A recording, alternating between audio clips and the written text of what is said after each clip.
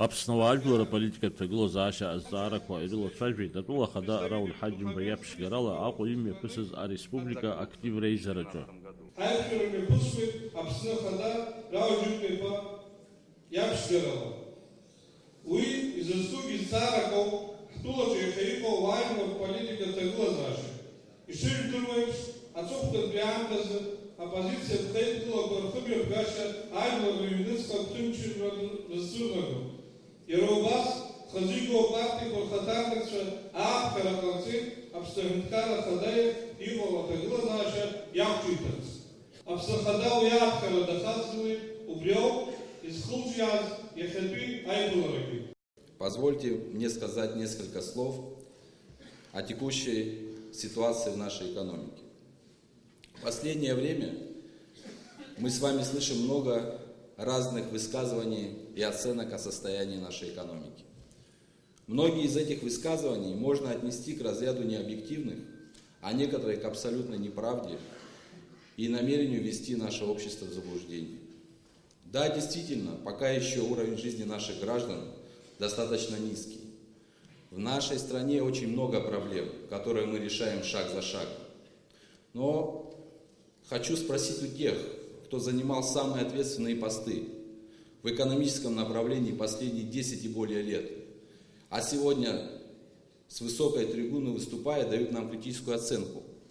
Как получилось так, что страна, которая за 10 лет получила более 30 миллиардов рублей финансовой помощи, имела объем внутреннего и внешнего долга больше доходной части бюджета. Это больше 3,5 миллиардов рублей. Кстати, в этом году мы заплатили более 300 миллионов рублей на погашение первой части тела железнодорожного кредита. Это деньги наших налогоплательщиков.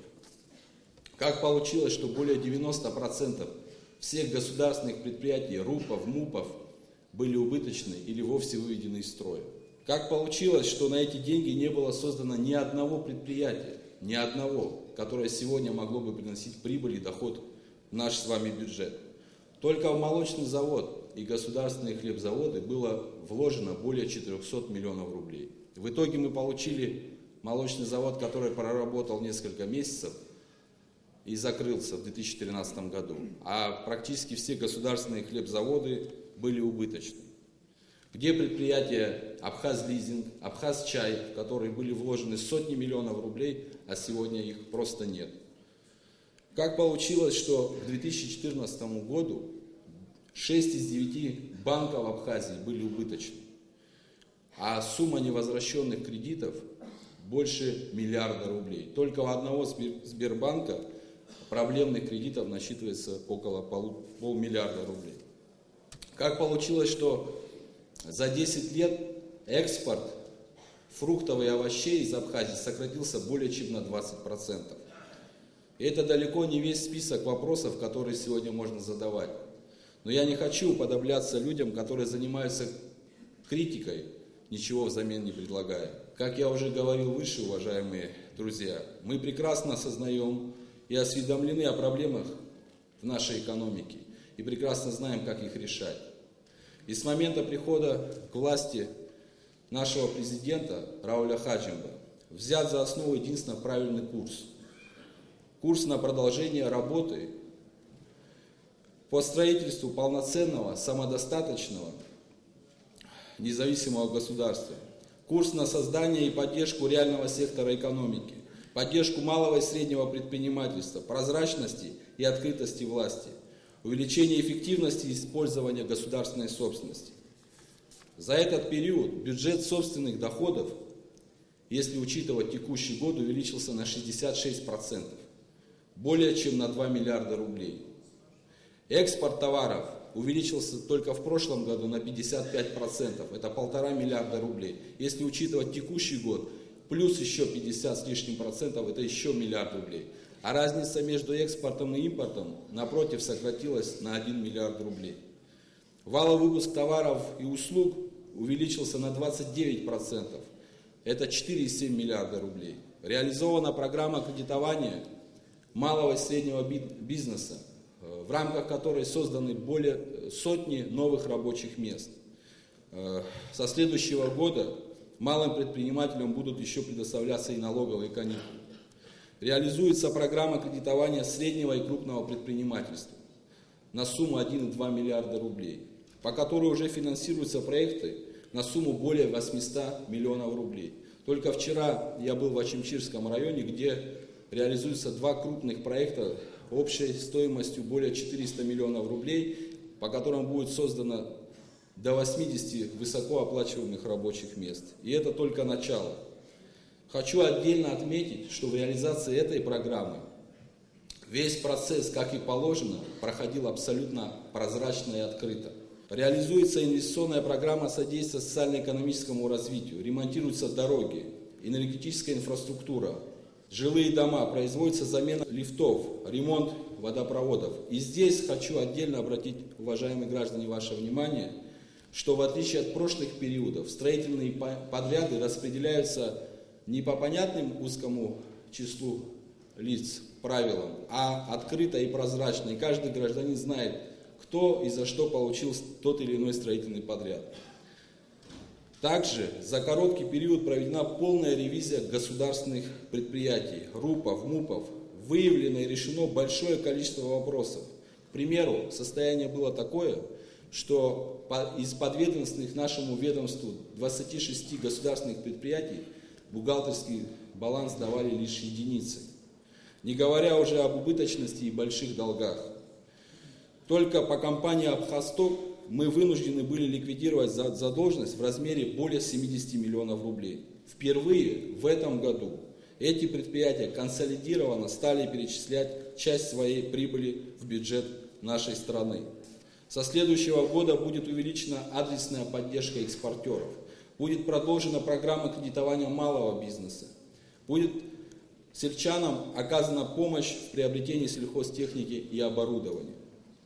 Можно продолжать долго, но я не хочу отнимать у вас много времени.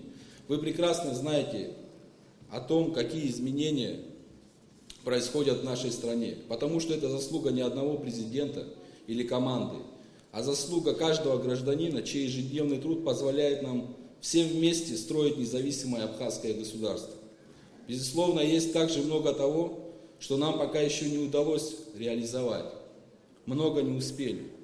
Но это не повод для высказывания ничем не обоснованных и голословных обвинений в наш адрес. На мой взгляд, самое главное, то, без чего невозможно представить поступательного и последовательного развития, разработана и одобрена президентом стратегия социально-экономического развития до 2025 года. Впервые Абхазия увеличила горизонт планирования с 1 года до 10 лет. Начата работа по созданию институтов, жизнедеятельность которых дольше жизнедеятельности той или иной политической команды. Сейчас мы с помощью московской абхазской диаспоры усиленно работаем над программами и дорожными картами развития. Мы еще раз призываем, давайте перестанем заниматься политическими разборками. За это время выросло новое поколение, и мы не хотим продолжать в том же духе. Хватит, это путь в никуда. При нашей малочисленности нам важен опыт и мнение каждого гражданина. Давайте вместе обсуждать наш общий путь развития, совместно, рука об руку, строить светлое будущее Абхазии. Мы сегодня собрались здесь обсудить ситуацию, которая сложилась в нашей стране. И это происходит не первый раз. Точно такие же события происходили накануне известных нам событий 1914 года. Почему это происходит? Почему мы не можем понять, что только в единстве, в стабильности и взаимной поддержке мы можем добиваться поставленных перед собой целей? А задачи у нас сложные. Но когда мы были едины, мы могли решать любые проблемы. Мы перед войной, когда нас было гораздо меньше, чем наших здесь политических противников, одерживали победы, потому что наше общество было единым. Мы во время войны одержали победу перед гораздо более сильным и многочисленным противником, потому что мы были вместе. Мы можем решать сложные задачи, нам нужно объединиться. Я представляю партию «Единая Абхазия», которая, как любая партия, будет бороться и борется за власть. Мы активно участвовали в выборах в местные органы власти, активно сейчас готовимся к выборам, которые состоятся 10 декабря этого года, активно готовимся к выборам в парламент, которые состоятся в марте следующего года. В этом мы видим смысл политической деятельности любой политической силы. И к этому призываю всех ответственных лидеров политических нашей страны. Мы не можем раскачивать лодку. Мы не можем сделать так, чтобы наша страна превратилась в банановую республику, где смена власти постоянно происходит в результате переворотов. Я помню время, когда мы гордились тем, что в отличие от наших соседей заингурских, у нас власть переходит из рук в руки законным конституционным путем, в то время как у них происходили постоянные перевороты. Я боюсь, что мы превратимся именно в такую страну, над которой мы тогда посмеивались. Конечно, есть очевидные причины для недовольства в обществе.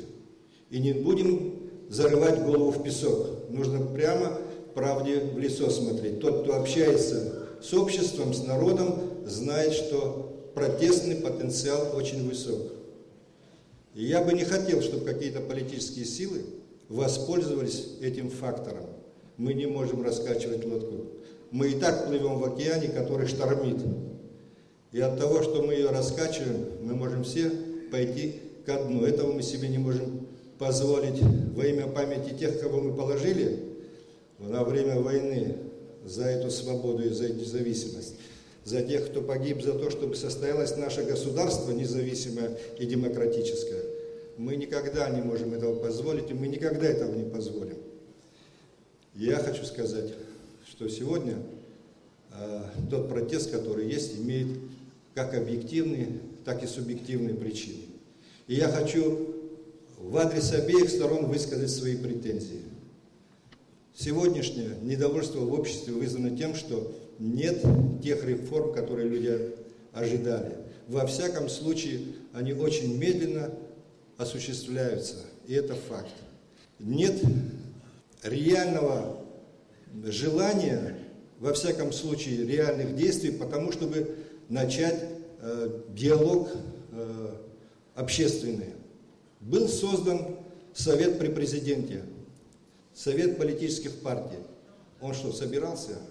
В такой ситуации, в которой находится наша страна, он должен был бы в неделю раз или 2 раза в неделю собираться. Мы должны научиться говорить друг с другом. Мы с врагами разговаривали годами, чтобы не допустить войну, а между собой не можем разговаривать. Да мы должны годами разговаривать, говорить, пока не убедим друг друга, не придем к консенсусу. Другого пути нету.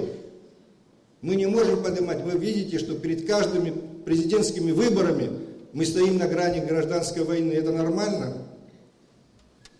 Нас Бог пока бережет. А если один раз это взорвется? Если прольется кровь? Кто за это будет нести ответственность? Что станет с нашим государством? Останется ли оно на карте как независимое государство? Большие сомнения у меня есть. А это один из возможных вариантов. Давайте его не будем откидывать. Если мы ответственные политики, мы должны предусматривать все возможные варианты. Я также хочу упрекнуть и представителей оппозиции. Вы знаете, когда предлагался референдум, мы сказали, что мы признаем право народа на референдум. Но в личных беседах с руководителями оппозиционных сил мы говорили: не делайте, зачем это нужно делать? Это неправильный путь. Результат мы видели. И сейчас снова, да, мы признаем право на митинги, собрания, сходы. Я не согласен с тем, что было здесь сказано, что уже перейдена какая-то черта, нарушены какие-то законы. Ничего пока не нарушено, ничего пока не перешли. В этой ситуации, имея даже право на митинги и сходы, предусмотренных нашим законом и Конституцией, нужно быть очень ответственным, потому что в такой ситуации какие силы чем воспользуются и чем это все закончится, тоже нужно хорошо себе представлять. Еще раз хочу сказать, давайте сосредоточим свою деятельность на борьбе политической за власть, а власть это парламент, один из органов власти, и через 4 месяца будут выборы, там и будем решать все наши проблемы.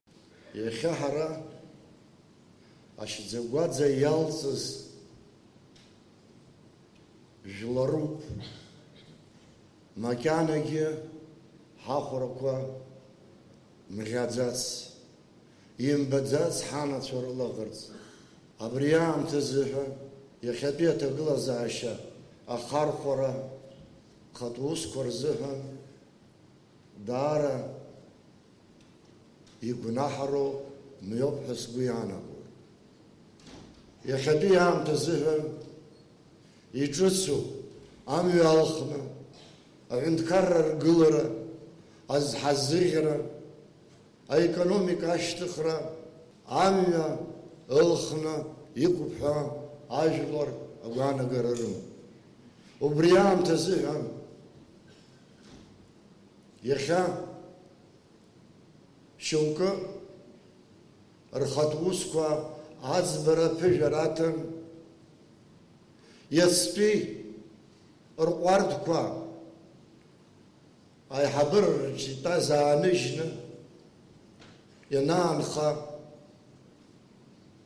ابارتيا كوبسنا اجلر نوزغو عند كرر политика يتشغلن اوسورا خخرخي اري حشكلنغو سيسم فرق شريف دروي هرغ راحغويت حاجلر أقرأ شرقو حاجلر أقرأ بني شقو أتنشم عدا وهم يك حرد شمس شحام أبسوا وسيقا زنك إما ترى نجنة دنا برتلك دخاحنا دشت لزومز يبخى شردو يبخى زنا يخا حنتكرر ونسقى يميس وحبوط يا أخزر خو حبوط خنزر خو حبوط حرازي يحتخو حرادا زي كشرن وشاتخو قوتا بغادا أي باش يلصص حقهم يعقل زري باش رزكمسس جلرك دوني يكزم قوتا بغادا أي جلرزي شرتخو بريح در وزرو أقولم زرا قزر أقولم زر زمو دايما زقنيمو سقويموخو أبريو أبرياسف شزنو قراتخو بحانا قارتلا يتشاجرو يخدوي حبازيتيا أي تشاجرا الزهد الشخيو حبريزيدنت جانت جوخنت تليخو بشرالا شتاجرلي يخيتس الزخيو أي تشاجرا شاي حي طالا يحابوا يحبزوا يبحثوا أرياشة عامل زلخ أخواخ يزجد نيزو عايزلك وخيم يفرقوا رجونا مزارقوا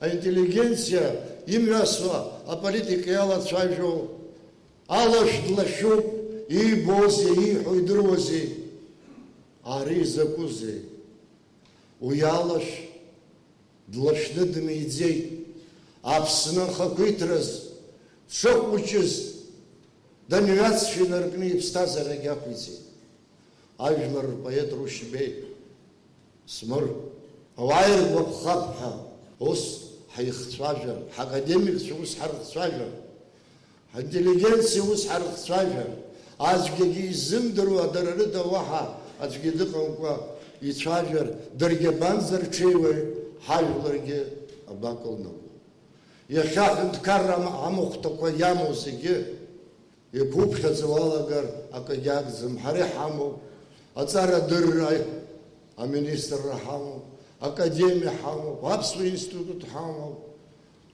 а университет урыстылы а университет ква ярылы университет хамов, бачаразерта, ачари хамов хрлыч курт хаков, Апсва хамацера хаков, хвинткара азхазҵаз аурыс иҳәынҭқаррагьы ӡырызго аҿар ҳамоуп. ҵаарала, дыррала, баҩҟазарала Аԥсны иамоуп аҵеира. Аԥсны аԥеиԥш бзиа убарҭ рыла иауроуп. Ҳанцәажәо зны-зны ҳҳәоит аҿар ҳамаӡам. Аҿар зегьы, аҿар ҳара аибашьра ашьҭахь иеиҵагылаз ҭоурыхла угозар Аԥсны адунеи хаан иаҵамгылаӡацт. Алаԥшцәгьа иларҟәыблазар, аӡәы ҩыџьеи чмазцәазар, ачымазцәа рыла аҿар ҳанцәажәо даара ҳажәа ҳацклаԥшыроуп. Ргәы рзырхьуа ҳамҳәароуп ҳара ҳҿар. Урҭ роуп гәыӷрас иҳамоу, урҭ рзоуп дара рҩызцәа зыхҭнаҳҵаз, урҭ рзоуп ҳаԥсы зҭоу. Ауаҩы знык магхала ма идырны ацәгьа ныҟаиҵалак данахьумырхәлак, уи дашьцылоуп. Ус акәушәа игәы иабо далагом. Ҳара ҳазҭагылоу аамҭа абыржәы аибашьра илгаижьҭеи жәыхба-жәиԥшьба шықәса ҵхьеит. Ҳахьыжәбо ҳааихьеит. Абри ацәгьара иҟаиҵаз аҵыхәала абри дақәыршәоуп ҳәа шамаха акгьы ҳзыҟамҵеит. Уи ҳрахьысҳауеит. Уи уаҵәы иаҳԥылоит ицәгьаны, иахьа иаҳԥылара иаҿуп. Изхысҳәо убриоуп, ҳара агәнаҳара дуӡӡа ҟаҳҵеит аибашьра ашьҭахь. Ишәгәалашәоит ибзиа.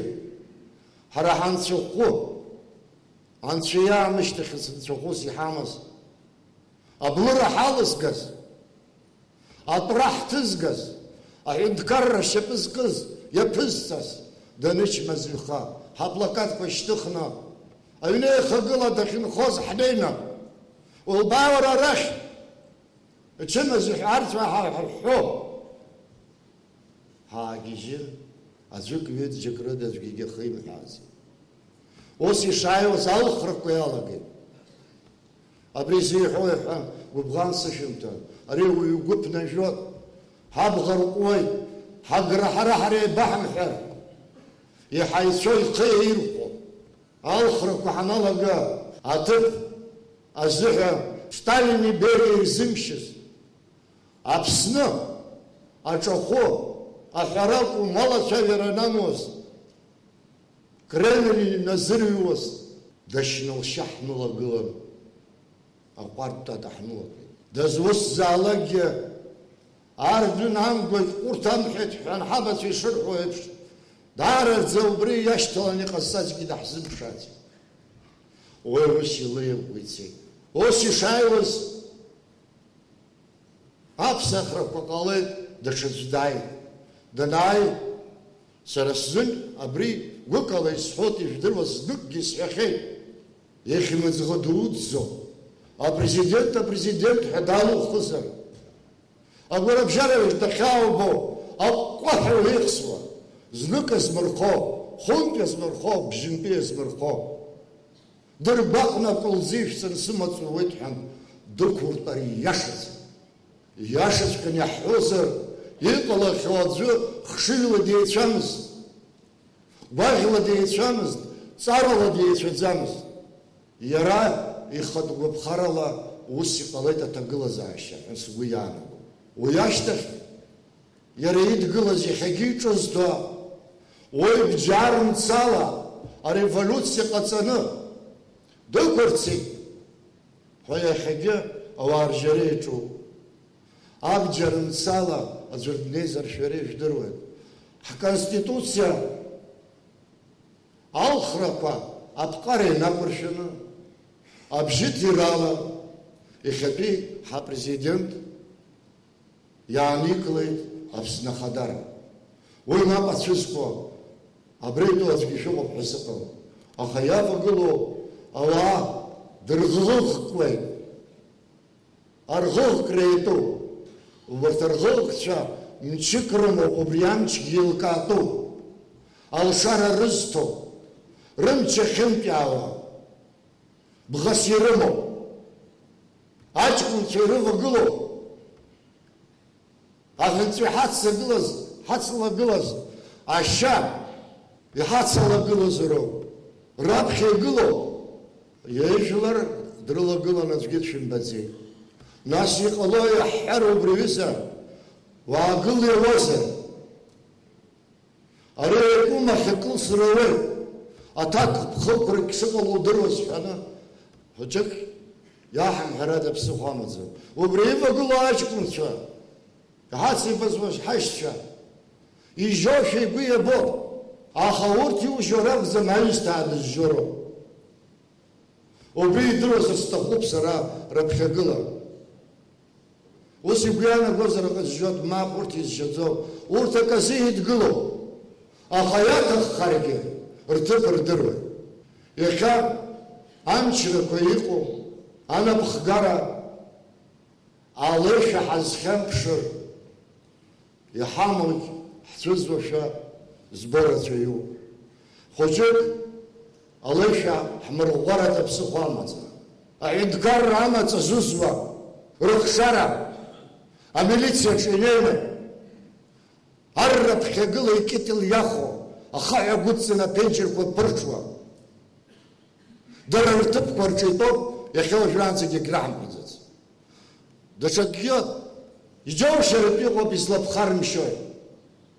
Ус еиԥш ахымҩаԥгара аныҟарҵа ирыхшаз ракәзар, сқьаадқәа аашьҭыхны снарылҵын сналбааны сцоит. Абарҭқәа иҟоуп, ҳрықәтәо иҵәахуа. Иахьа уажәраанӡа ҳаауеит, аха сара сгәы иаанагоит, ацәахра ҳааҟәыҵны, дасу, дырзакәу, иҭыԥ ирдырны, ҳахькылнаго ирдырны иаҳам, амҩа иаша ҳақәымлар, иаҭадырҩагьых исҳәоит, иҳамагь ҳцәыӡуеит. Нас всех беспокоит внутриполитическая ситуация в стране, заявления лидеров оппозиции, прямые призывы к свержению действующей власти. Наше молодое государство еще не окрепло. Мы при всех президентах не создавали внутренние войска, не было ни желания, ни средств, которые могли эффективно противостоять массовым беспорядкам. Все эти годы мы жили и живем по правилам Апсуара, что абхаз не имеет права поднять оружие против другого абхаза, разбирая политические вопросы. Но, к сожалению, в событиях 2004 года пролилась кровь. В 2014 уберег Господь от этого. Неужели это нас ничему не учит? Ответственность за положение в стране не только на власти. Эту ответственность в равной, а может и в большей степени на тех, кто готовится штурмовать правительственные здания и сооружения. Как мы посмотрим в глаза матерей, если в наших политических разборках кто-то погибнет? Никто тогда не сможет снять с себя ответственности за это. Я более 10 лет был в оппозиции. Хорошо помню, когда Леонид Эник, критиковавший власть, назвал их временщиками. Тогда глава государства подал на него в суд. Все кинулись в толковые словари, чтобы понять, как сильно была оскорблена власть, что подала на суд на Эник Леню. За слова афера века по ЖД-кредиту журналист Кривенюк получил условный срок. А этот кредит сегодня платит народ, приходится вводить НДС, чтобы железная дорога из залога стала собственностью народа и государства. Все помнят, за что был арестован Кублакоба. Был арестован за критику. Прокуратура по требованию Аслана Георгиевича Бжаня дала оценку событиям 2014 года, где сказано, что не было государственного переворота. Прокуратуру назвали больным органом. Но люди добрые, 24 депутата тогда проголосовали за отставку президента. Они поименно известны, не скрывают своего решения. С этим как быть? Это конституционное большинство парламента в соответствии с 69 статьей Конституции. Хаджи Барауль Джункович не объявил себя 30 мая президентом страны, не занял место президента, который ушел в отставку. Были назначены выборы. В этих выборах приняли участие все желающие. Международные наблюдатели признали их демократическими. Если был переворот, тогда нынешней оппозиции не надо было участвовать в выборах. Тем более у Айтайра такой опыт неучастия уже был. Мы все помним, когда они отказывались участвовать в парламентских выборах. И Аслану Георгиевичу Бжане не надо было 2 месяца служить путчистам и потом уходить в отпуск и участвовать. Разве это был государственный переворот? Давайте оставим. У нас в истории много таких событий. 2004, 2014. Наконец-то начнем слушать голос разума. Оппозиция потребовала референдума о досрочных выборах. Президент дал согласие. Оппозиция собрала подписи необходимые, выделили из бюджета 9 миллионов рублей, но за день до голосования отказались участвовать. Причина – министр внутренних дел. Да, оппозиция была права, министр не имел права агитировать против референдума. Его надо было отстранить сразу от должности на время прокурорской проверки. Это ошибка власти, и мы ее признаем. Но в этом и наша сила. За это министр был отправлен в отставку. Более того, правительство было отправлено в отставку. О чем это говорит? Это говорит о том, что власть слышит оппозицию. Но сделать этой причиной из-за день отказаться от референдума не что иное, как еще одна большая ошибка оппозиции. После всех этих событий новый премьер-министр по поручению президента предлагает оппозиции участвовать в формировании правительства. Что мы слышим на это? Мы никогда об этом, находясь в оппозиции, мечтать не могли. Мы просили и требовали отстранения 3 глав администрации в восточных районах по проблемам паспортизации. Нас 1,5 года не слышали, несмотря на решение парламента. Здесь правительство уходит в отставку, министр внутренних дел уходит в отставку, новый премьер-министр предлагает оппозиции участвовать в формировании правительства.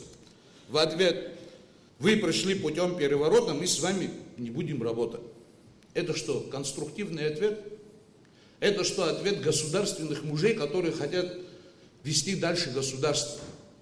А куда денут они ту часть народа, которая будет поддерживать Рауля Джумковича Хаджима? Как с ней быть, если даже они придут к власти? Мы в Аруа всегда готовы к диалогу. По поручению моих друзей из Аруа, я с этой трибуны обращаюсь к Амцахару. Мы готовы встретиться и обсудить любые проблемы. У нас одна Родина, и мы здесь должны жить вместе, растить детей. Хватит конфронтаций. Возвращения в прошлое уже не будет. Не будет никаких возвращений экс-президентов в руководство страны. У нас впереди парламентские выборы. Пойдем на выборы, а народ нас рассудит. Если вы их выиграете, можете конституционным большинством и президента отправить в отставку. Возможно? Возможно. Но решение должен принимать весь народ. Мы должны цивилизованно общаться друг с другом. Больше всех других, без исключения своих машин, ставит много конкретных вопросов и поступается к конкретному их решению, воплощению в нашу реальную жизнь. Некоторые говорят, что президент действует против всех, а что против всего мира. Как это против всех? Не против всех, а против всего негатива. Да, это трудно. Это очень трудно даже ставить вопрос, не только реализовать. Но человек пытается. Что в этом плохого? А это далеко не одно и то же. Против всех или против всего негатива. Вот оппозиция. Это такая замешанная мракобесие, фактически одержимость. Организованное сопротивление, организованное, подчеркиваю, положительной работе власти. Беспредел, вандализм, площадная брань. Мы все слышали это по телевизору, не говоря о других местах. Разнузданность, распущенность, организация массовых беспорядков. Это же все признаки состава.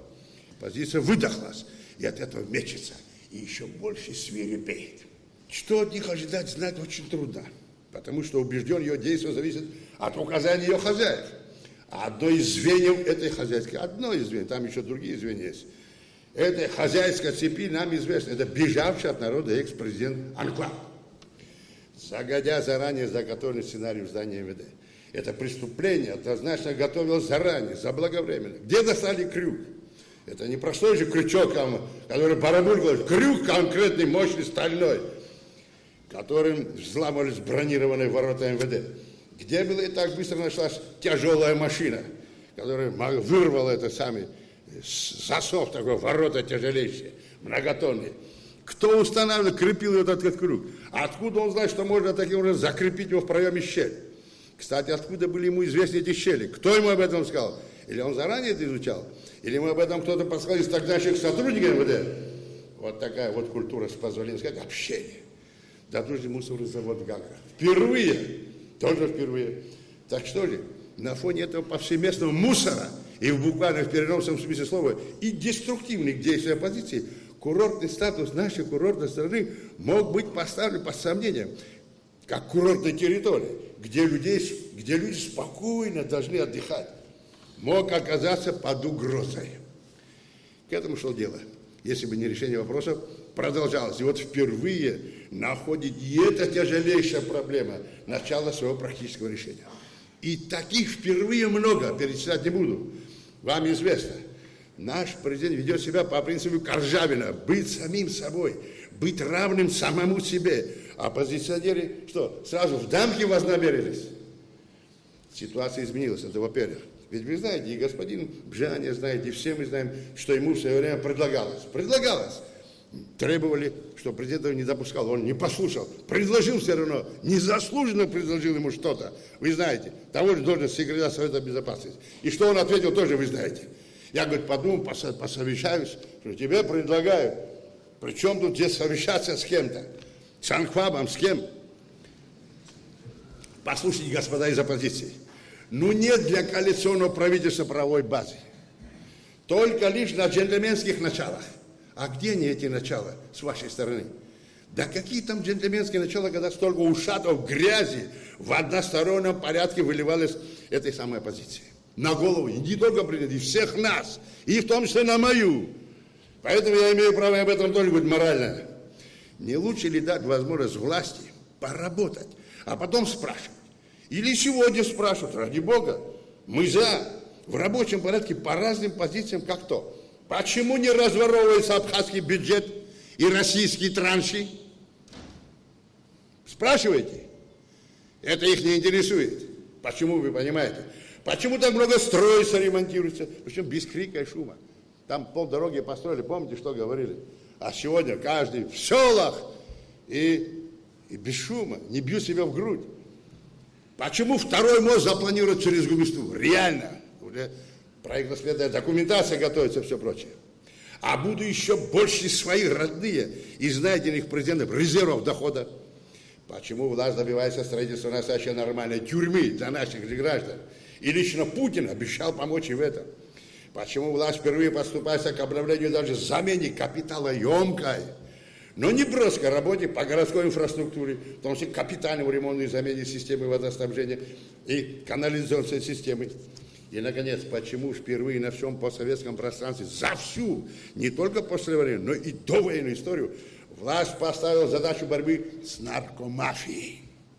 Некоторые произносить боятся это слово. Вот что нужно поддерживать, что называется всем миром, с помощью сотрудников того же СГБ и МВД, общественности и той же оппозиции. Ухватитесь и помогайте. Нет. Иначе есть опасность оказаться похожим на тех, о которых еще в Библии сказано: книжники и фарисеи, вожди слепые, отцеживающие комара, а верблюда поглощающие. А чего стоят перманентные провокационные информационные вбросы в общество, в общественное сознание? Никакого даже намека на посягательство на наш суверенитет нет. Крупное государство Сирия нуждается в координации с Россией, а потому и просит сотрудничества с ней. А мы такие сильные и великие, что нам этого по версии оппозиции, видите ли, не нужно. Мы находимся перед лицом, если не России, то фактически один на один, с целым букетом серьезных вызовов и атак со стороны, к сожалению, остающимся враждебным к нам миру. Недавно уже в какой раз в Абхазии задержали в течение 2 лет скрывавшееся от правосудия в России лицо. А сколько таких не задержано? Представляете, что можно ожидать от них? Кто против ИКЦ, тот, видимо, желает, помимо всего прочего, хочет, по крайней мере, объективно стремиться к тому, чтобы в конечном счете Абхазия превратилась в преступный отстойник. Вы, наверное, слышали историческую 4-ю речь Цицерона против Катилины, известного бандита, решившего незаконным путем захватить власть в Риме. Эта речь считается вершиной его ораторского искусства. Так вот, в ней есть и такие слова. «Так, доколе же ты, Катилина, будешь испытывать долготерпение честных и добрых граждан Рима».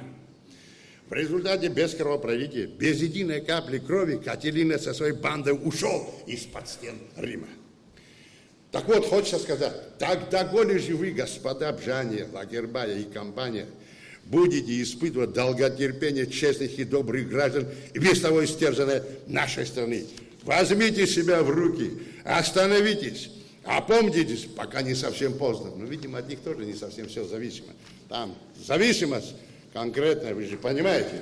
И поднять запачканную руку на профессора Станислава я мог где-то что-то когда-то покритиковать слегка, потому что серьезных ошибок он никогда не делал. На профессора Станислава Лакоба, одного из ведущих абхазских историков, бессребреника, а ты кидаешь там, вы кидаешь там. Фальсификатором истории назвали его.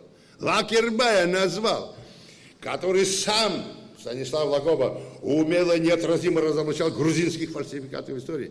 Верх цинизма и кощунства. Ему даешься выдержки президента. Рабсо хамчи, мы ничего против казахской наганки и наших братьев не имеем. Рабсо хамчи, я танако дара зарачу.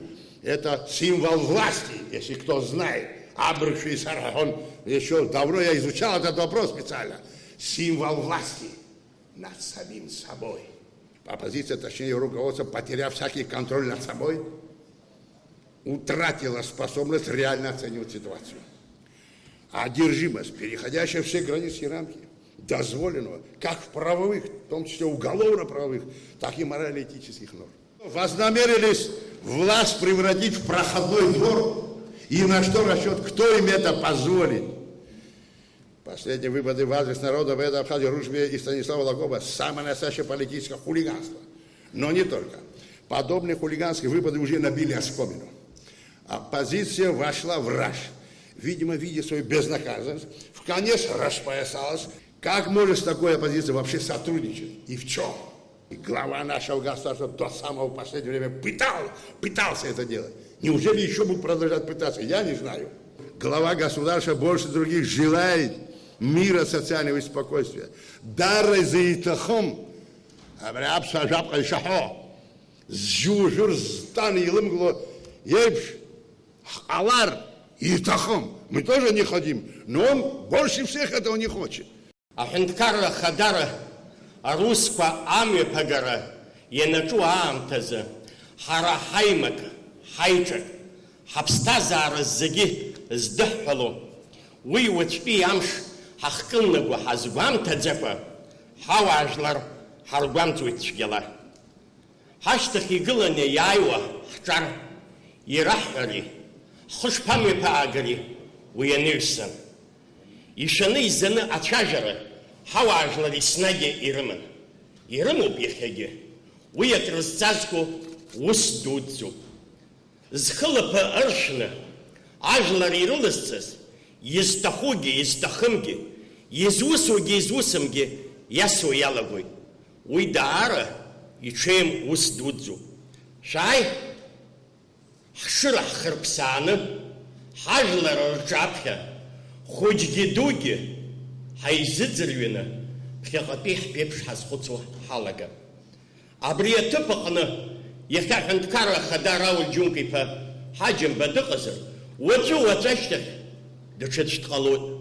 Усқан пиам тазги, абас хюнтрик тарыла, харахаважлар, интеллигенция, ржапхя абаса хами пагара, уй хахзуха, дара акразцазку хемцхдудзу.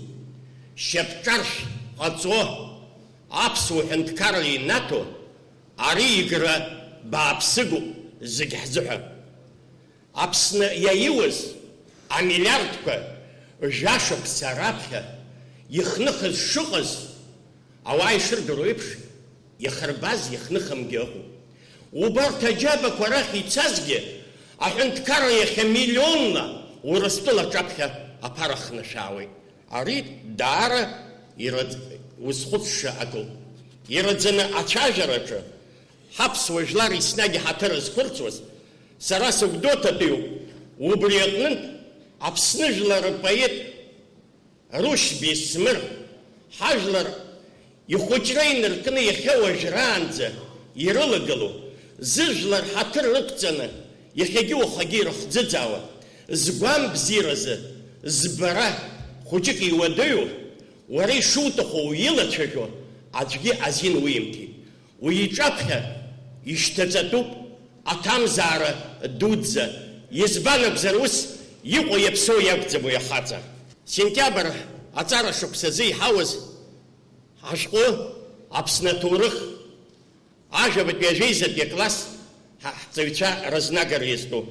Аԥсны аҭоурых авторцәа Олег Хәыхәыт-иԥа Бӷажәба, Станислав Зосим-иԥа Лакоба, арҭ сымтәа иҭрыжьыз аԥхьагьы акымкәа ҩбамкәа ашәҟәқәа школқәа рзы иҭрыжьхьеит. Иагу шыҟоу харҭәаауа мацара ԥхьаҟа ицороуп. Изугәамԥхараны иҟази, аиаша амала аҵыхәанӡа иҳәатәыз абра хәыҷык иахырымҳәаз, убри хәыҷык ирԥырхагахаз акәхап, рхгьы иадырхәазар акәхап. Арҭ реиԥш иҟоу ауаа нагақәа иҳараӡак Станислав Зосим-иԥа ҳҵаруаҩ ду, аԥсуаа ирымҳәои, уи ашьхаҵкьыс дицәоуп, аԥсынтәа даҩызоуп. Уи ицҳау уалагар, изакәым дуцҳауеит иара. Иаахтны Аԥсны аҭоурых ашәҟәы инадыргыланы, аӡәгьы убасҟак имҳәацзар акәхап, ҳауаажәлар иахьатәи аамҭа изҭагылоу, иҟаз абарҭ ашықәсқәа рыҩнуҵаҟа акакала ихаршәшәо абри иҳәит. Ҳажәлар зегьы, ҳазегь ҳазқәтәоу ӷбакоуп. Аӷба ҳаицақәтәоуп. Ҳазегьы изакәым убри аӷба нкыдкшалар, иааиуагьы дшыҟам еиԥш иаҵахогьы дҟалаӡом. Убри аҿынтә даҽазнык азхәыцра бзиа ҟаҵаны ҳауаажәлар рҿаԥхьа ҳаԥхьаҟа иҟоу алхрақәа, аҽрылархәра, нас иааиуа аҳәынҭқарра хада изԥҵәо аконституциатә закәан инақәыршәаны иҿҳәаран аилагьы алхрақәа рҿы, аҳәынҭқарра хада рҿгьы алхрақәа рҿгьы убраҟа изҭаху убас еиԥш рхымҩаԥыргаратә иҟалааит. Иашаны агха ҳамамкәа иҟам, агха рымамкәа иҟам, иахьа аҳәынҭқарра анапхгара азҭо. Агха змам уи дшыҟам ҳәа инакәызаалак аԥсуаа рҳәон. Ҳара иаабоит гәык-ԥсыкала, ҳара хьыԥшымра, ҳҳәынҭқарра, ҳхақәиҭра, мрак еиԥш ҳгәы иҭыԥхо, иахьа даара ашәарҭадара иҭагыланы ишыҟоу иаабо аҿынӡа ҳазнеит. Ҳаззегьы абра еидтәало, абра еитәоу зегьы зшәықәшоуп ажәлар ишәҭаху акоуп. Ҳаԥсны аҳәынҭқарра аиҿкаара ду аиуратәа, Аԥсны аҳәынҭқарра агьырҭ аҳәынҭқарқәа реиԥш иҵегьы еиӷьны аиҿкаара, аизыӷьра убарҭ убас еиԥш иҟақәо иаҳҭаху рацәоуп. Агәра згоит ус егьшыҟало. Наверное, не сделаю открытие, если скажу, что для любого нормального гражданина нашего государства одним из главных желаний является стабильность в жизни. То есть каждый хочет быть уверен, что завтрашний день не принесет каких-либо потрясений, войн, подобного рода событий. Нормальному человеку не нравится видеть, как коррумпированные чиновники безнаказанно десятилетиями восседают в своих креслах. Нормальному человеку не нравится понимать, что наша Родина все глубже и глубже тонет в наркотическом болоте. Нормальному человеку не нравится преступный беспредел. А как по мне, так и беспредел некоторых сотрудников правоохранительных органов не лучше. Это то, что не нравится нормальным людям. А теперь посмотрим, что мы имеем. Не надо долго думать, чтобы понять, что в жизни все наоборот. Первое. Вам не нравятся коррумпированные чиновники, а это часть нашего общества. Более того, чувствуя, что с них некому спросить, они не прочь пролезть во власть, чтобы на другом уровне продвигать свои интересы. которые не имеют ничего общего с интересами государства. Второе. Вам не нравится, но наркомания заполонила наше общество. Она мутирует и молодеет. Часто вижу, как молодые люди с помутневшим рассудком, сиплым голосом доказывают что-то своим сверстникам, а могут и на повышенных тонах говорить со старшими по возрасту людьми. Им ведь все равно, где старший, где младший, а часто садятся за руль и становятся убийцами. Третье, о преступном беспределе. Когда обычный гражданин понимает, что правоохранительная система дала сбой, он идет куда? Правильно, в преступную среду. Тут, здесь ему, конечно, помогут. И как результат он становится почитателем преступной идеологии. А со временем может содействовать продвижению криминала во власть. А почему бы и нет? Он хоть поможет в нужный момент. Да, он поможет конкретному лицу, но отстаивать будет интересы отнюдь не государства. К чему я веду? Это те вопросы, для решения которых необходимо сплотиться всему обществу. Вместо этого определенные силы призывают к свержению власти, что, естественно, не приведет к гражданскому согласию. Я даже не задаю вопрос, есть ли у той части четкий план по решению всех вышеприведенных проблем. Ясно, что нет. А раз так, тогда встаньте рядом с нами и начнем решать эти вопросы.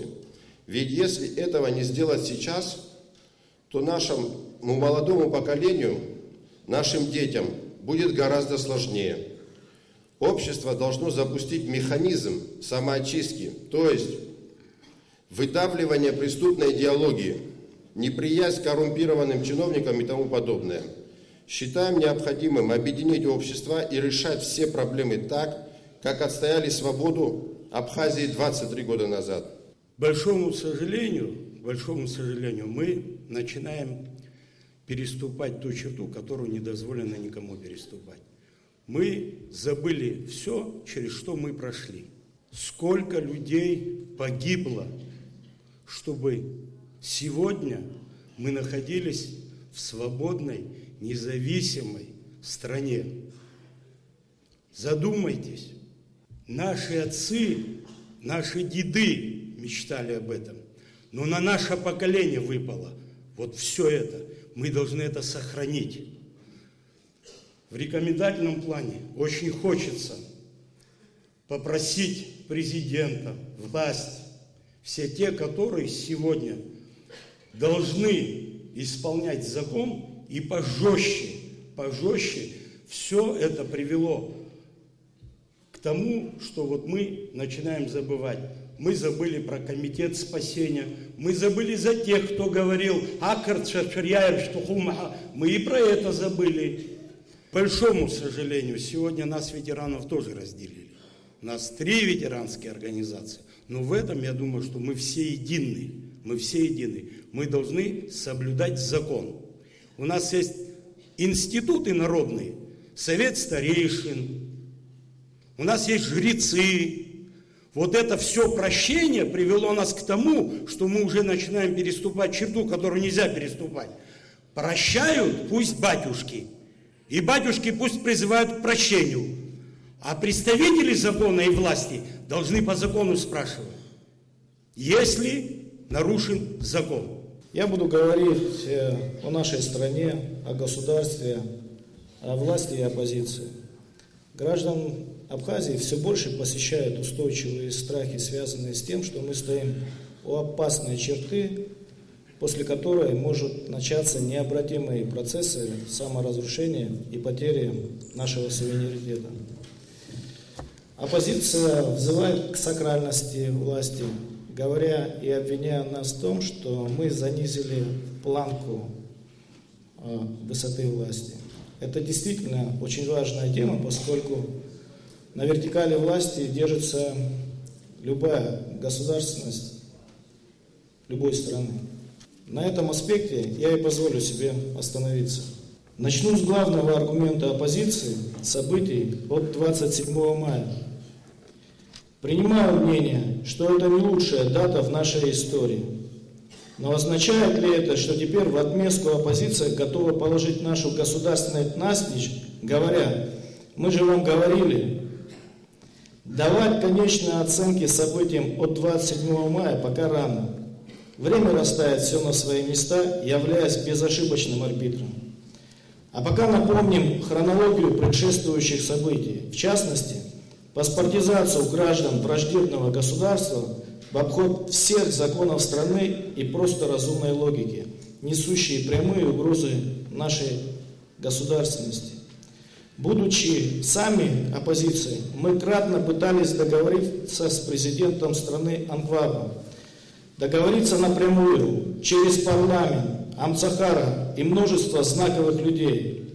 Это не был шантаж с нашей стороны. Мы не занимались своим трудоустройством, не вымогали кредиты. Мы ставили один вопрос, являющийся наднациональным, просили, искали компромисс. Но Анкваб с маниакальным упорством ни на минуту не останавливал данный процесс, даже вопреки советам своих сторонников, что не могло не привести к событиям от 27 мая. Выбирать приходилось между прямой угрозой нашей государственности и объективных имиджевых издержек, возможно. Принимаю, что к событиям того времени можно относиться по-разному, но с точки зрения легитимности власти вопросов нет и быть не может. События того времени не несли в себе угрозу потери нашей государственности и суверенитета, да и картинка мира была куда менее напряженной. Теперь перейдем к сегодняшнему дню, ко времени, в котором мы стоим. Нет в нашем обществе неразрешимых споров, нет угроз национального характера, нет пресловутого разделения. Есть неудовлетворенность наших граждан текущей жизнью, которую уже мало кому объективности ради верит. Кто припомнит предложения оппозиции, связанные с вопросами внешней и внутренней политики? Предложения по реформам и программам развития. Они не обременяют себя текущими задачами, не говорят о том, что при них потекут молочные реки и кисельные берега. Строят свою кредо лишь на обвинениях в наш адрес, что мы за 2 года не разрешили многие из проблем, которые они за 10 лет не решали и, в отличие от нас, решать не собирались. Мы сами не удовлетворены текущим состоянием дела. Пытались реформировать законодательную власть. Президент направил в парламент предложение об увеличении депутатов с 35 до 45 человек с выборами по пропорциональной системе. Оппозиционные депутаты первые, кто заблокировал данный законопроект, что способствовало бы увеличению политических партий и их весу в обществе. Давно отпечатаны новые бланки с видом на жительство, но мы не можем их выдать гальцам, которые остро нуждаются в документе, поскольку парламент чрезмерно затягивает принятие закона. Так или иначе, чем хуже, тем лучше, создавая как можно больше источников напряжения для возможности реванша. Давайте припомним 2004 год с прописанным компромиссом разделения власти 60/40. В те 40% с трудом втиснулся министр иностранных дел, и все. Остальных во власти зачистили из остатка. Не припомню, чтобы кто-то из нас бегал в басманные суды Анкваба в желании восстановиться. Реалии сегодняшнего дня таковы, что 70% людей предыдущей власти остались на местах. В качестве компромисса президент назначил молодого премьер-министра по меркоабхазской политике, человека достаточно компромиссного, которого оппозиция не воспринимает раздражительно, как многих из нас. Оппонентам были предложены должности вице-премьеров, министра сельского хозяйства, финансов, и это только навскидку. Мы в свое время о таком даже не мечтали. Но результата нет, поскольку для того, чтобы удовлетворить все аппетиты нынешней оппозиции, нужно учредить не менее 7 должностей президента и столько премьер-министров, поскольку меньше на меньше никто не согласен. Вот и все разделение. Мы стоим в переходное время, где за текущие 5 лет задача сформировать новую постсоветскую политическую элиту без разделения на своих и чужих. Нет тут места для ретроспективы с поворотом назад и в прошлое. Мы видели нынешний оскал оппозиции в промежуточной попытке реванша в событиях от 5 июля у здания МВД. Тараны ворот режимного объекта грузовиками, забрасывание камнями, зажигательными бутылками, попыткой поджечь здание. Избиением 15 сотрудников милиции, которых доставили в больницы с травмами тяжелой тяжести. в довесок со стрельбой, привлекшим к ранениям. Подло бить милиционеров, которые не могут ответить, тем самым глумясь над уровнем свободы, которым мы обладаем. Ясно, что следующее противостояние у здания администрации приведет к необратимым последствиям. Издержки нашей демократии до разбитых стекол ранее не доходили. Дальнейшая эскалация способна привести к фатальному исходу. Нашему молодому государству на пути становления ранее удалось выходить из жесткого противостояния за счет Института народной демократии с механизмом саморегуляции. Потому что, во-первых, до нас не было дела со стороны, во-вторых, люди обладали верой. Сегодня ситуация диаметральная. Люди не верят ни одному человеку из оппозиции, как, впрочем, и никому не верят. И до нас есть дело третьим силам. То, что Эрдоган удержался в Турецкой республике, для нас архиважно, поскольку вторым действием прорабатывался Нагорный Карабах и Абхазия как подбрюшье России. Прелюдия к глобальной войне давно уже стоит, которая в красной зоне, вбирая в себя все большее количество очагов напряжения. При всех наших трудностях у нас есть перспективы на развитие и будущее, пока мы обладаем абсолютной ценностью, нашим суверенитетом и самостоятельностью. Но мы занимаемся саморазрушением, как это произошло с Чечней между Первой и Второй войной, когда они были независимы, полагали, что у них есть нефть, сильная вера, доноры и внешние спонсоры, заживут как в Эмиратах, на проверку обескровив себя сами, в криминале, в разборе, в борьбе за власть. Только чеченцам на то понадобилось 5 лет. А нам, если мы подойдем к этой черте, 24 года. Вот и вся разница, которая нас ждет в случае очередного 5 июля, но теперь у здания администрации президента. Не надо повторять события и вспоминать 27 мая как халва, от этого станет только корче. В конце концов, в ночь на 27 мая пришло 22 тысячи человек, а это уже народ. А кто в случае захвата придет к вам, господа, помимо 2-3 тысяч маргиналов из числа ранее сидевших на прямых интересах? Не в здании администрации посох власти. Как вы затем намерены легализоваться? Тешить себя надеждами на то, что Хаджиба уйдет, или то, что действующий президент сдаст часть политической ленты бессодержательно и выдавать за желаемое за действительное преступно? Я вам скажу, мы вам скажем, что Хаджима никуда не уйдет. Мало того, президент может нравиться, может не нравиться, но Хаджима до 2019 года единственная возможность удержать страну от хаоса, не свалиться в штопор. И за это надо держаться. Обращаясь к гражданам страны, я призываю не идти на поводу людей, которые ради удовлетворения своих личных амбиций готовы подвести страну к саморазрушению. Мы сами изо дня в день незаметно для себя разрушаем наши основы. Анонимы стали частью нашей жизни, пронизывая воздух, которым мы дышим, злобой, желчью, интригами и сплетнями, которые изредка замолкают на просторах интернета в дни, когда оппозиция проводит региональные собрания, поскольку все там. Неужели они считают, что, положив власть навзничь, для них наступит рай? Далее вертикали власти не будет вовсе никакой, ни для кого. Что дальше? А дальше за нас придут и построят со стороны, возможно, под одобрением большинства наших граждан, которые от всех устали. Давайте ценить то, что мы имеем, и тем, что мы обладаем. Уровень политических свобод в Республике Абхазия не сравним ни с одной страной Европы Старого Света. Мы стоим на грани анархии, но ранее никогда не переходя черту за счет саморегуляции, наработанной веками. Не переходите черту, иначе какой был смысл в том, что мы сложили и потеряли стольких ребят? За страну, которая способна утерять внутренних распряс. Осталось всего 4 месяца до выборов в парламент, законодательную власть. Там и ломайте копья, господа, доказывая свою состоятельность, опираясь на мнение и выбор народа. Другой альтернативы у нас нет. Республика актив резерв ждукгылит абснахнт карра хада раул хаджимба. Хатырску хавашлар. Хатырску абыргцва хайхабатша. Харахнт каррач традиция лаяснак пату акун айзыдзюрра. Ахшивилацара.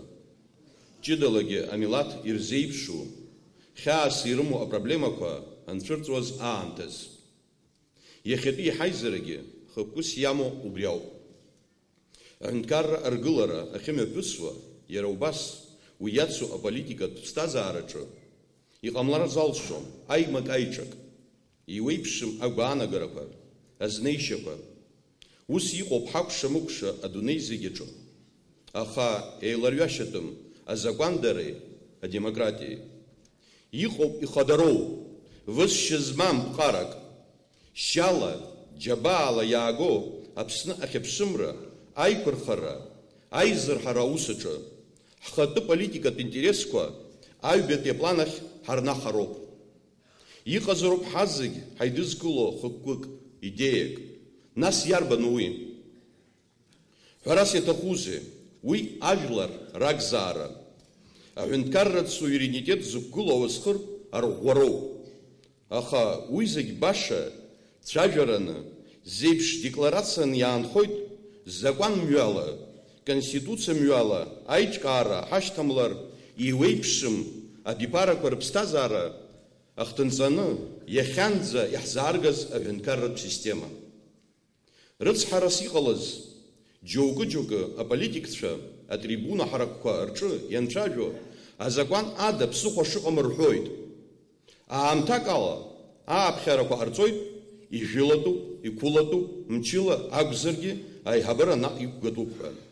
Сара агәра ганы сыҟоуп. Ас еиԥш азакәандареи, анархиеи рымҩа ҳанықәла, ҳнапала иҭаҳархоит абасҟатәи абиԥара ашьа зызкарҭәаз ахақәиҭра. Аҵыхәтәантәи аҩышықәса ирылагӡаны иалыршо аихьӡарақәа маҷӡам. Аекономикаҿы, ҳажәлар рсоциалтә бзазараҿы, доуҳатә культуратә ҿиарҿы иаҳа иӷәӷәахо иалагеит афинанстә дисциплинагьы. Иҟаҵоуп ашьаҿа бзиақәа зхатә џьабаала инхо, инҵуа, иаарыхуа аҳәынҭқарратә дгылара рыҭаразы. Ишыжәбо еиԥш, иҟоуп агхақәа, макьана ҳазхьымӡазгьы. Урҭқәа зегьы рылацәажәара ҳара ҳазхиоуп ҭынч, ҟәышрала, иаарту адиалог аҿы. Аха ҳара излаабо ала, апозициатә мчра, алидерцәақәак зыҿтәоу зынӡакыс даҽакуп. Аполитикатә реванш, ишакәхалак ирцәыӡыз рнапаҿы иҟаз амал, ашьал, уалаҭахыла иршоз аԥара еиҭах рҽалархәра. Абас ихәыцуа ауаа еилыркаароуп. Ус еиԥш иҟоу акоррупциатә системахь хынҳәышьа ыҟаӡам. Ҳара иҳамоу мҩазаҵәк ауп. Аҳәынҭқарраҿ алышәа арӷәӷәара, зин-хьчам ауаа рзин ахьчара, ҳажәлар ҭыԥла акәымкәан идеиала реидкылара. Даҽакала ихәыцуа ирдыруазароуп. Закәандарыла амчрахь анеира иашьҭо рганахьалагьы ахархәара шаиуа азакәан. Сегодняшняя наша встреча – это откровенный разговор о текущей ситуации в стране, происходящих в общественной и политической жизни. Подходит к концу 2016 год. Результаты нашей работы в этом году не всегда и во всем были успешны. Но в целом можно с уверенностью сказать, мы многого добились и создали условия для достижения более высоких результатов в последующие годы. Важнейший показатель положительных результатов нашей работы – рост собственной доходной части бюджета, то есть объема тех денег, которые мы зарабатываем сами, без учета российских госинвестиций и финансовой помощи. Это цифры и факты, которые невозможно игнорировать или подвергать сомнению. В 2016 году собственные доходы бюджета вырастут на 35% по сравнению с 2015 годом. А теперь сравните это с показателями 2013 и 2014 годов. Почти двукратный рост. В среднем за 2 последних года бюджет растет на 1 миллиард рублей в год. Хотелось бы, конечно, и больше. Это при том, что мы последние 2 года находимся в неблагоприятных финансовых экономических условиях, связанных с кризисными явлениями в российской и мировой экономике, а также вынуждены выплачивать многомиллионные долги, внутренние и внешние, оставленные нашими предшественниками. В 2016 году продолжилась тенденция на снижение суммы государственного внешнего долга. Мы выполняем все социальные обязательства, включая повышенные. Уровень жизни наших граждан в нынешние непростые времена для экономики и финансовой системы не снизился. И это важно подчеркнуть. как бы это ни представляли многие другие наши оппоненты. Никогда ранее в Абхазии не осуществлялось столь эффективное кредитование малого бизнеса. Не выдавались потребительские кредиты под зарплату. Не была обеспечена почти 100% возвратность выданных кредитов. Заметно укрепляется банковская система страны.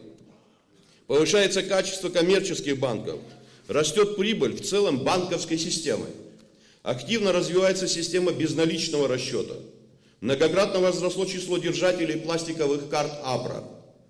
Мы провели серьезные реформы в финансовой системе страны. Реформировано бюджетное устройство. Впервые введен программно-целевой метод планирования бюджета. Подготавливается переход на новый план счетов. Успешно реализуется переход на казначейскую систему исполнения бюджета. Теперь государство может эффективно контролировать расходование бюджетных средств, что позволит добиться значительного сокращения нецелевых расходов и коррупции.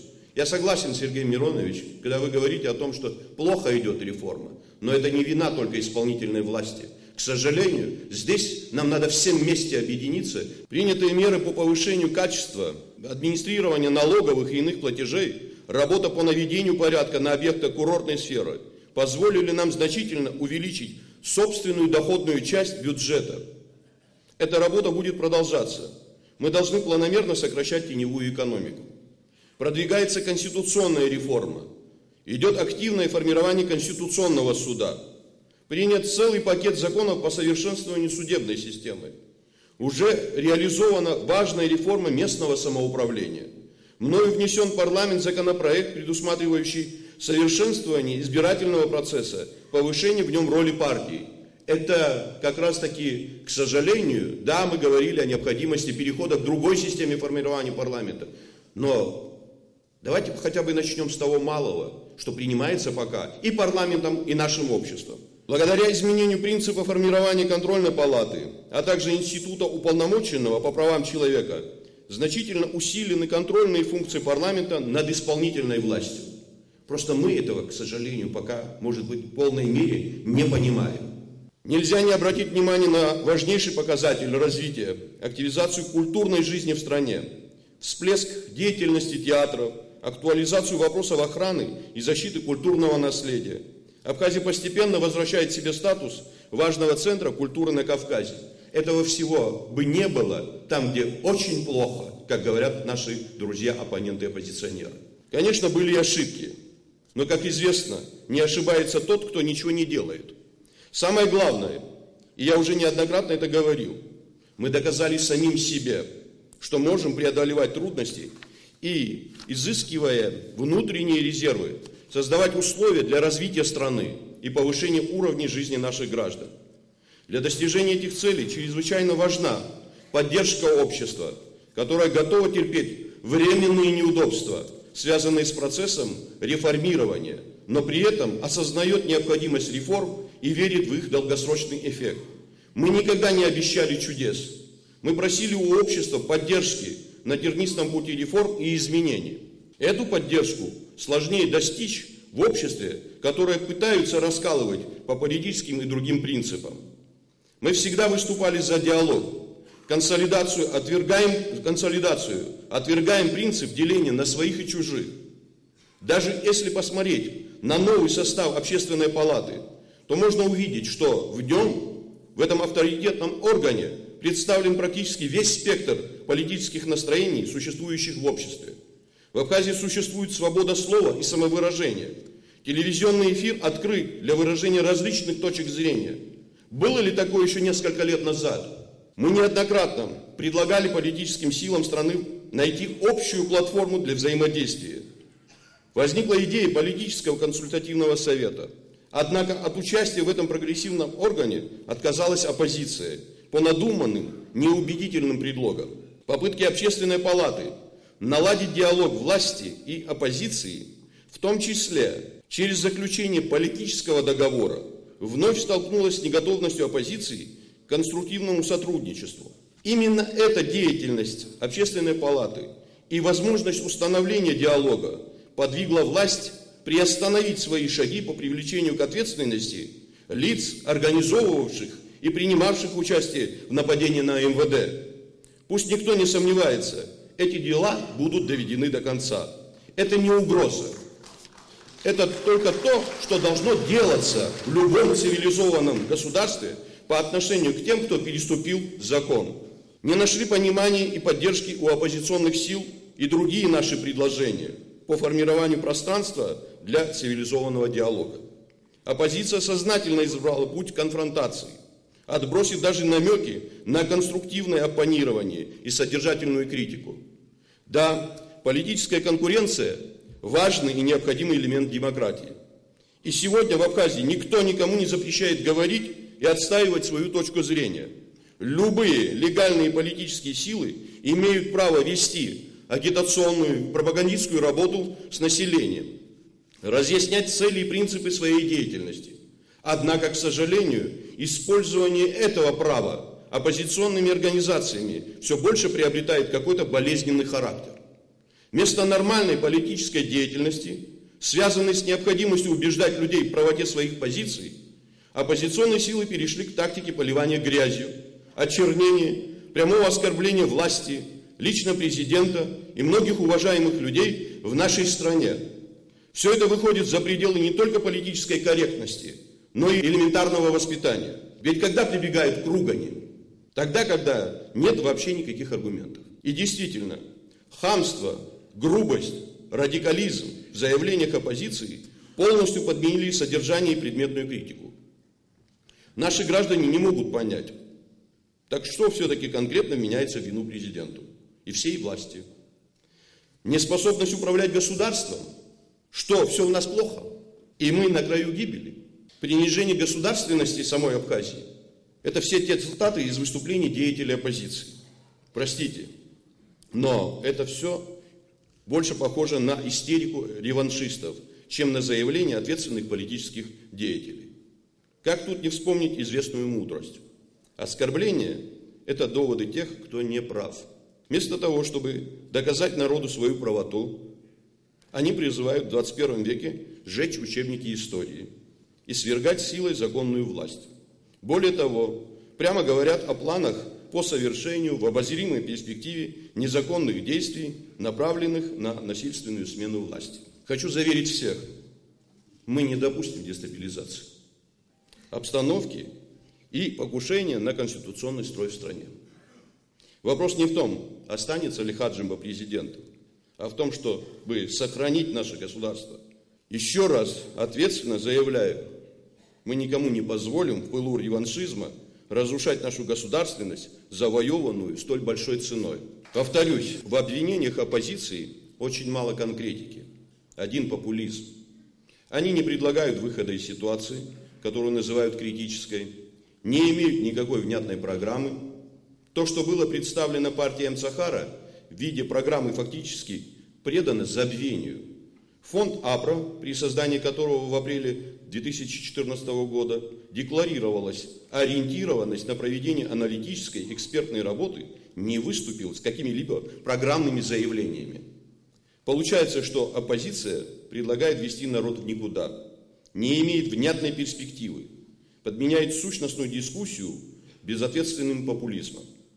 Им не нравится, когда мы говорим о внутренних резервах развития. И я даже знаю, почему не нравится. Будучи у власти, у них хорошо получалось лишь осваивать российские деньги, но не зарабатывать самим. В годы, на которые приходился пик российских финансовых вливаний, 2011-2012 год, у нас был собственный бюджет почти вдвое меньше, чем сейчас. Спрашивается, куда подевались налоги, где неизбежный мультипликативный эффект от использования российских денег в абхазской экономике? Почему не было роста собственной доходной части бюджета? Почему за последние 2 года при тех же объемах российских денег наши собственные доходы заметно растут? Не это ли свидетельство наличия тех самых внутренних резервов и одновременно яркая иллюстрация провальной экономической и финансовой политики и безудержной коррумпированности лиц, которые ныне критикуют нас с оппозиционных трибун? У них просто нет морального права на такую критику. Иной раз доходит до абсурда. Те, кто отстаивал необходимость открытия 5 КПП на границе с Грузией, сегодня критикуют нас за невыполнение, как им кажется, обещания по сокращению числа этих КПП. На настоящий момент уже закрыты 2 пункта пропуска. Так хотелось бы все-таки узнать у этих людей, нужны нам эти КПП или нет. И что происходит с их позицией, которая тут же теряет принципиальность, когда дело доходит до политических игр. То же касается внешнеполитической сферы.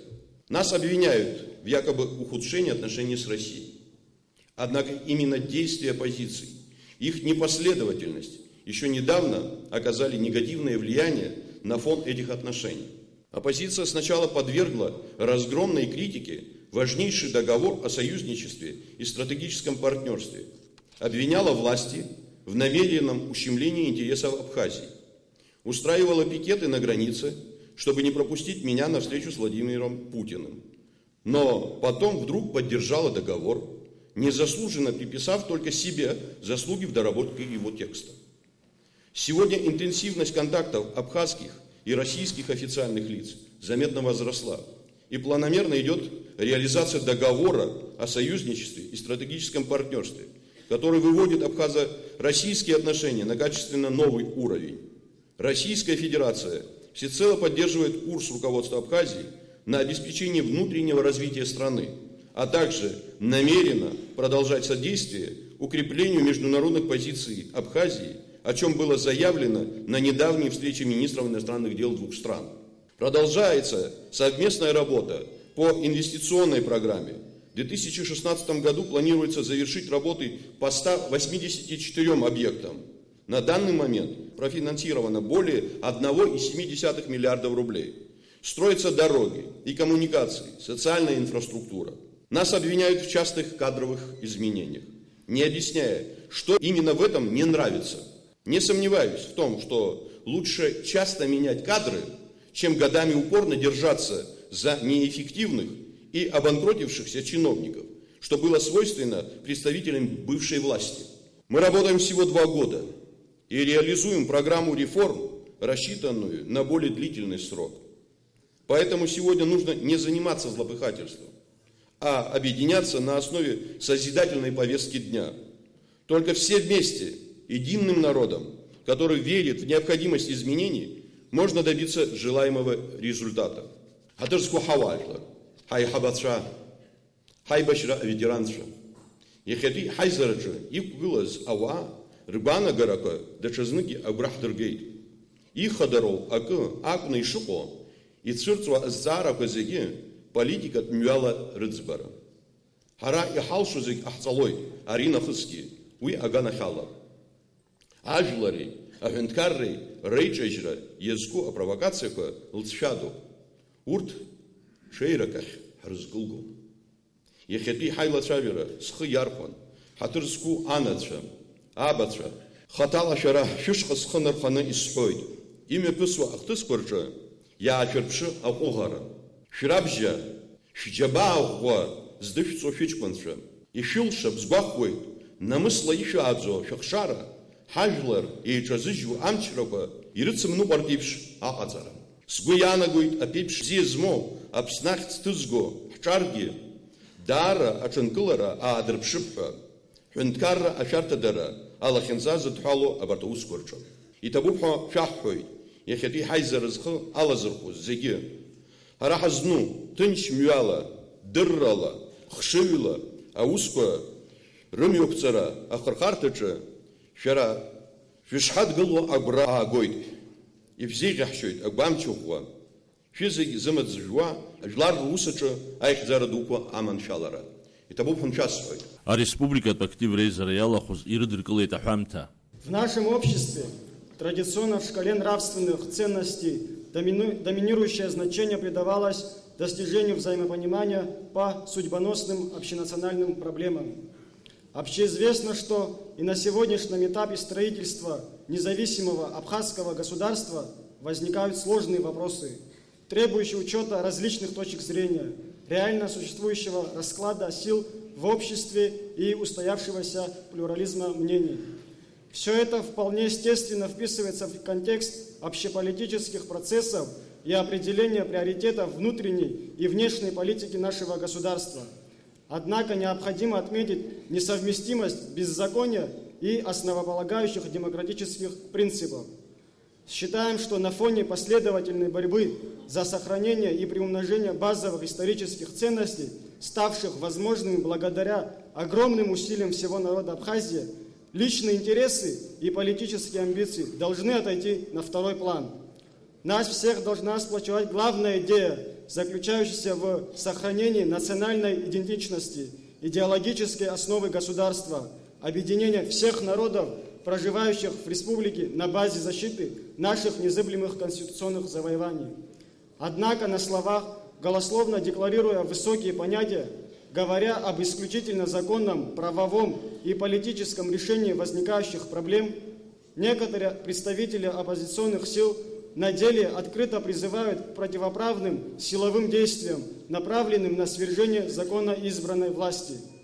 Нет сомнения в том, что, встав на путь анархии и вседозволенности, к чему призывают политики, добивающиеся реванша любой ценой, мы можем поставить на грань самоуничтожения свою национальную государственность и свободу, на алтарь которой были положены жизни многих поколений борцов за независимость Абхазии.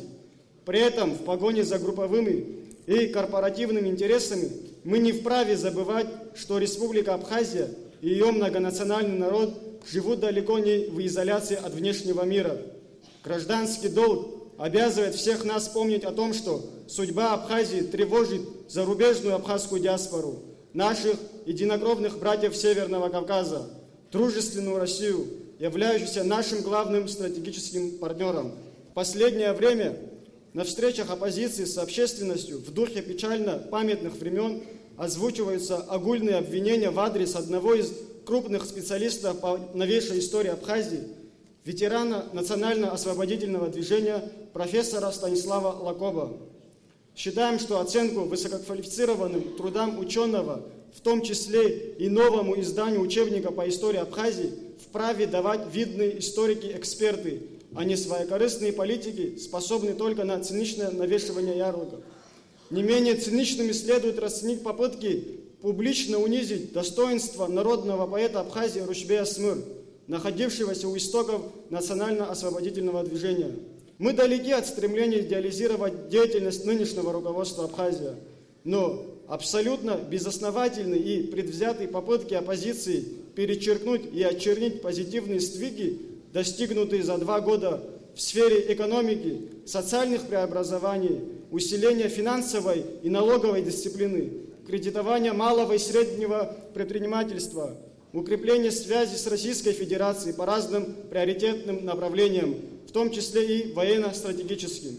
Мы поддерживаем курс президента, парламента и правительства Республики Абхазия на ужесточение борьбы с преступностью, в том числе и с опасными для всего общества террористическими актами, направленными на подрыв устоев государства.